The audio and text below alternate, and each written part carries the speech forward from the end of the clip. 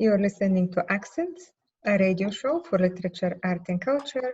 I'm your host, Katerina Stoikova, and my guest today is poet Sarah Freligh. How do you pronounce your name, Sarah? Freligh is right. Sarah Freligh. All right. So, yep, you did. Sarah is the author of Sad Math, winner of the 2014 Moon City Press Poetry Prize and the 2015 Whirling Prize from the University of Indianapolis, and also the poetry chapbook, A Brief Natural History of an American Girl, which also won an award. She is the recipient of a poetry fellowship from the National Endowment for the Arts. We're very excited to have Sarah with us today. She and I go way back. I've read her work before, and I've loved everything I've read from you, Sarah. What have you been writing these days? How have you been? Well, lately I decided to, probably in about the third or fourth week of the lockdown, I've been working on small things, poetry and microfiction. And I decided I needed to, since I had all this time and it was so quiet and I had nothing planned in my appointment book, I said, now would be a good time to go back to one of the novels I've written. I've written two, and one of them is sad. It has an unhappy ending, and the other one isn't. It has a happy ending. And I said, I can go back and revise that one because I think, like a lot of people, I felt like a happy ending was good at this time. So I have been revising that probably I started in the second week of May, I think, with a notebook and a plan, and went through it and just finished probably the fourth or fifth revision last week.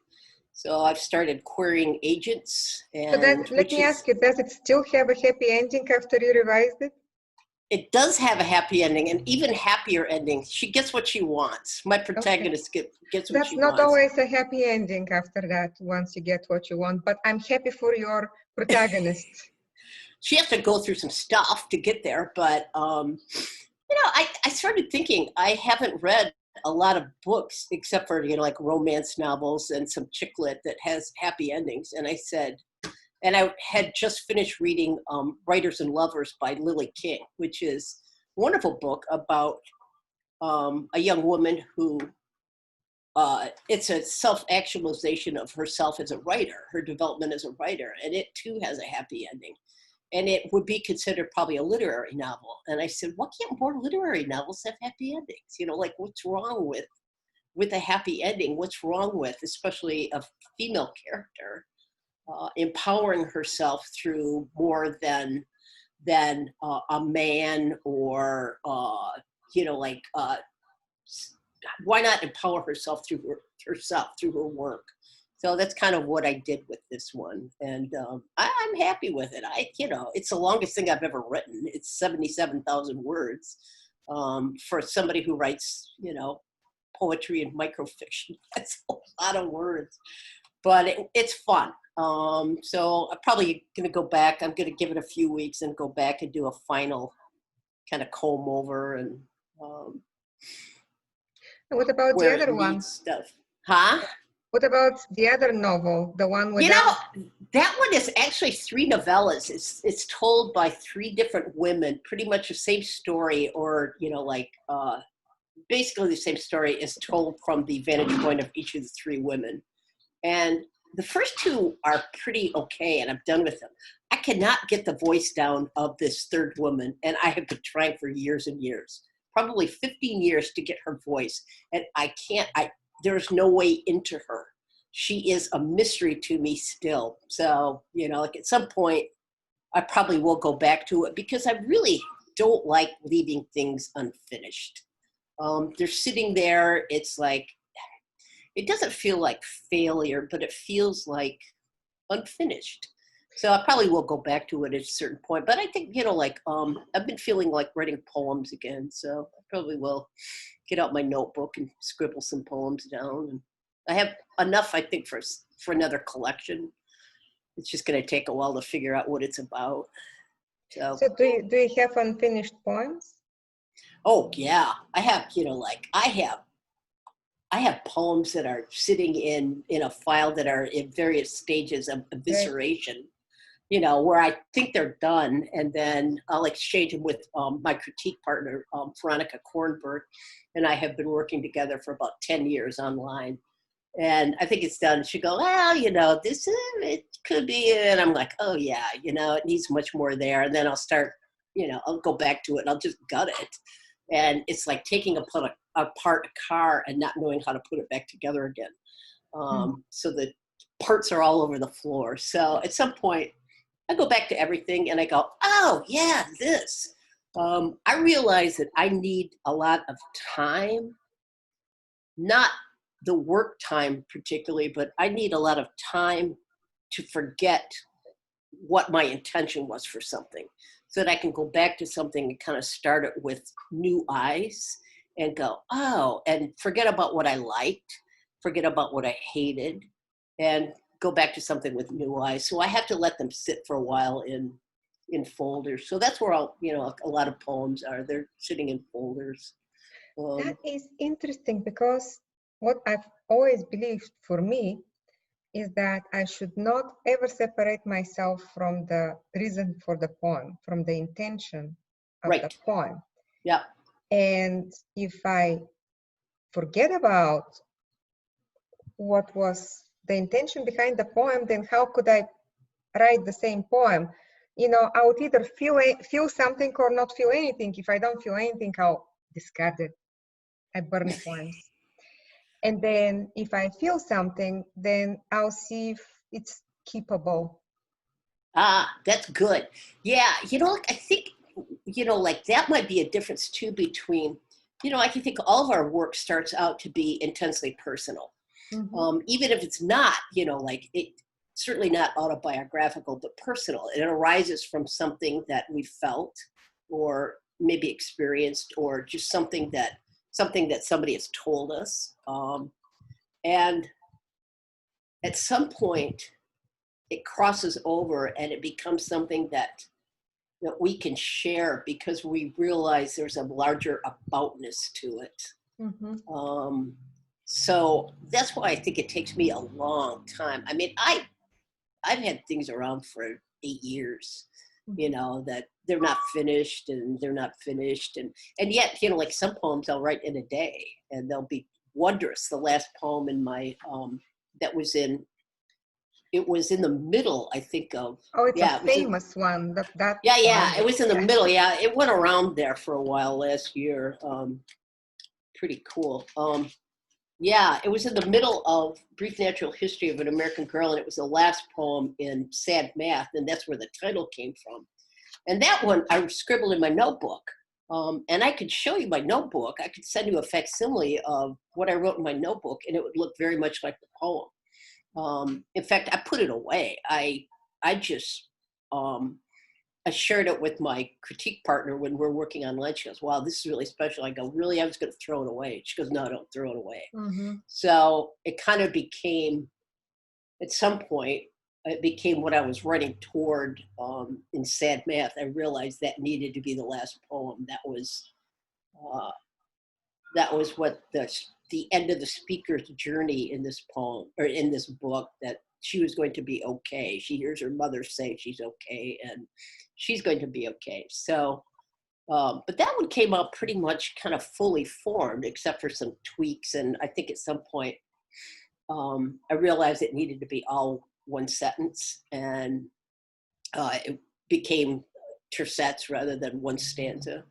But it came out pretty fully formed, where other ones will just sit there for 9 years and not do anything. I'll go back and back and back and back to them, and I, finish them at some point, but it takes a long time. So that's kind of where I'm at now. So tell us about your microfiction. I want to write some. Tell us more. How do we get started? Where to send work? Well, if I can, I've been doing an online class called Less is More, writing microfiction, which is 2 weeks of writing prompts. We have a prompt on Monday, Wednesday, Friday, and then the second week, Monday, Wednesday, Friday. And then weeks 3 and 4 are devoted to informal workshops. They'll take a piece that they wrote in week 1 and revise it for week 3, take a piece they wrote in week 2 and revise it for week 4. And it's really, like I've heard that, to me, like whether you're writing a poem or microfiction or a short story, like so many of my stories my work, creative work does start at a prompt. Whether it's an informal, with people, or, like I did the Lexington Poetry Challenge a couple of years ago, where it made me show up, like you have to do a poem and you have to post it. Deadlines are great. And not only do you have a deadline in the class, it's you also have, you have a model to write, sort of towards and for inspiration, but there's also a prompt that gives you some kind of parameters that I hope that isn't enough to, like kind of fence somebody in, but just give them a direction. And to me, that's what the good prompts do, is that they'll give you a direction, but they'll, like give you enough leeway to allow you to be creative. And I love microfiction. I mean, a couple months ago, there was a New Yorker poem. It would be called probably a prose poem because it was, in a block paragraph form by Kaki Wilkinson, called Elvis Week. But it read like a micro. It read like microfiction. It was the classic journey story where the characters go someplace. And in this case, they're going to Memphis for Elvis Week, to the vigil for Elvis Presley. And it read like a story. I mean, it had beautiful, beautiful lyric qualities of a poem with the beautiful language and metaphor that kind of was an overriding metaphor that made it all hang together. But it really read like a story, in that there was causality, like what's next. So I think microfiction it's like the perfect marriage between fiction, between story and poetry, because it keeps the same aspects of poetry, but unlike a prose poem, which can kind of spin around, microfiction really does have that narrative quality that's based on, because this happens, this is going to happen, this is going to happen, this is going to happen. But it happens in a very small space, 300 words or fewer. So it's great fun to write. I felt when I started writing microfiction a couple years ago, I was feeling kind of frustrated by what I saw as, the rise of very lyric poetry, and which didn't it was just words, and the words were beautiful and the images were beautiful, but there was nothing that I could connect to as far as, I don't want to say story, because, I don't think poetry has to have a story, but there didn't feel like anything at stake. And that's what micro does for me, is that there's something at stake there that makes it interesting to read. Well, okay, now you have, I imagine, a number of microfiction pieces, and then now you're like, okay, maybe I have enough poems for a poetry book. Are you going to sneak in a few pieces of microfiction into your poetry book? Sure. I think, there were some microfictions in Sad Math. We Smoke, which started out as a poem, and it just wouldn't do anything interesting. I kept trying to spank that thing into lines, and it would not obey. It wouldn't sit down and behave. So finally, I released it from its lines, and I realized that the repetend, we smoke, we smoke, we smoke, was what was giving it its narrative propulsion. So I just let it be a prose poem or a micro. And subsequently, it's been reprinted in a couple of anthologies for microfiction. There's a couple other ones in there too that are clearly hybrids. Many poets, Sean Doherty, comes to mind, whose poetry books are a mix of of longer prose, what would be called, like probably micros or prose or even um, flash nonfiction. And he combines them with poems that are lineated. So yeah, I think if it fits, once I find a theme and if they fit into this theme and as part of the, the narrative arc, yeah, I'd throw them in there. But right now, I just have pieces of things that don't have any kind of, I haven't found the umbrella for them yet to put them under. But that takes a while. Like at some point I'll wake up in the middle of the night and I go, oh yeah, that's it. And then I'll get down on the floor and do my mad thing where I have a bunch of paper. I don't know how you order a book, but I sit there and, put them on a table and move stuff around and, put them on the floor and pick them up and, it's crazy. I do it on the bed. I should do it on the bed because my table's not big enough. And the floor, after a while, it hurts. And also the cats jump on them and rip them up. I have a cat that eats paper. So he's eaten several poetry books of mine and my friends, I hate to say. But yeah, the bed would be good. I'm looking at my bed right now, which is in back of me there. Yeah, that would be big enough. That would be, big enough to do it. Yeah. Yeah. So do you have any poems that you want to read for us today, Sarah? Sure. I will read a new one, relatively new one. This was just in the latest issue of Diode. Our friend Patty Payne, wonderful poet, wonderful editor. She and Law are doing wonderful, wonderful work with not only the journal, but also with their press. But my brother died suddenly last October. And I wrote a few poems after that. And somebody at some point said, do you only write poems about loss? And I said, that's interesting because most of Sad Math is about my mother's death and, deaths of pets and friends. And I started thinking of that and it's like, do I only write about loss? And I realized that I think that poetry out of all the genres of writing, that poetry is both big enough and small enough to contain loss, that it's enough. So I think it's a perfect container for loss. So anyways, this is kind of arose from the death of my brother, but it's called Letter to a Friend in May. Late April, when the snow finally melted, not in a flood, but a gradual retreat, a letting go, revealing the hurt earth underneath, the mud and the hostas, fragile shoots for now. Finally, warm enough today to transplant the seedlings, nasturtiums and zinnias, give them a taste of what life will be like outside. Hands in the dirt, I thought of your brother and mine, and how in the midst of all these beginnings, someone, somewhere is always ending. The cycle of life, mesh of gears and speed, grinding on.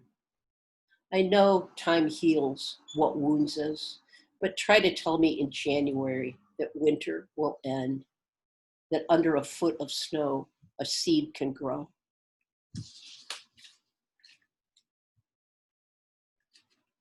An American Sonnet. So yeah, that was that. Yes. Should I read more? All right.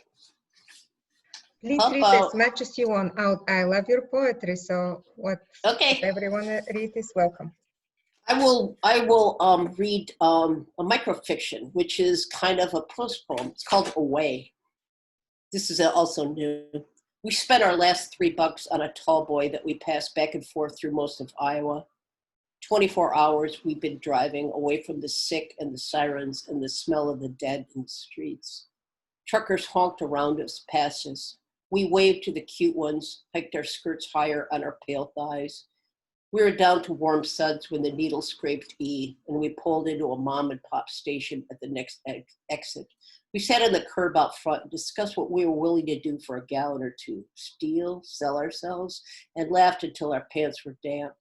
The owner called us sweetheart and gave us coffee and a couple of stale donuts before he shut off the lights and headed home. I'd never seen so many stars. Sitting there like that, I was sure I could feel the earth turn, but you said no. It was probably the grumble of trucks on the interstate. Still, it was nice to think we were moving forward, away from ourselves, even while we were stuck. More? Only if you want to, Sarah. How Only about if I you read? want. How about if I read Wondrous, and then I'll end with that one? How's That that? would be fantastic. Thank you. Yep, this is the last poem in my, whoops, we're blowing away here. I shut the windows, but it is, I would die up there. So this is the last poem in Sad Math. It's where the title comes from. Wondrous. I'm driving home from school when the radio talk turns to E.B. White, his birthday, and I exit the here and now of the freeway at rush hour. Travel back to the past where my mother is reading to my sister. The part about Charlotte laying her eggs and dying. And though this is the 5th time Charlotte has died, my mother is crying again, and we're laughing at her because we know nothing of loss, and it's sad math. How every subtraction is exponential, while each grief multiplies the one preceding it. How the author tried 17 times to read the words, she died alone without crying. 17 takes. In a short walk during which he called himself ridiculous, a grown man crying for a spider he'd spun out of the silk thread of invention. Wondrous how those words would come back and make him cry, and yes, wondrous to hear my mother's voice 10 years after the day she died. The catch, the rasp, the gathering up before she could say to us, I'm okay. Thank you, Sarah, so much for coming on Accents, talking to me about poems, about flash fiction, about novels with happy endings, with sad endings, and reading some of your poetry. It was so great to talk to you again. I miss you.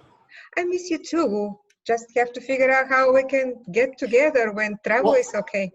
Yep, when travel is okay, I'm planning to go around, and I've been promising to see, like drive here and there and go see people, and I'm going to do it this time because, there might not be another time, so I'm going to. So thank you so much. Lexington awaits you here. I'd love to come back. I had such a great time at the Kentucky Women's Writing Festival in 2013. I would love to come back. So thank you so much for having me.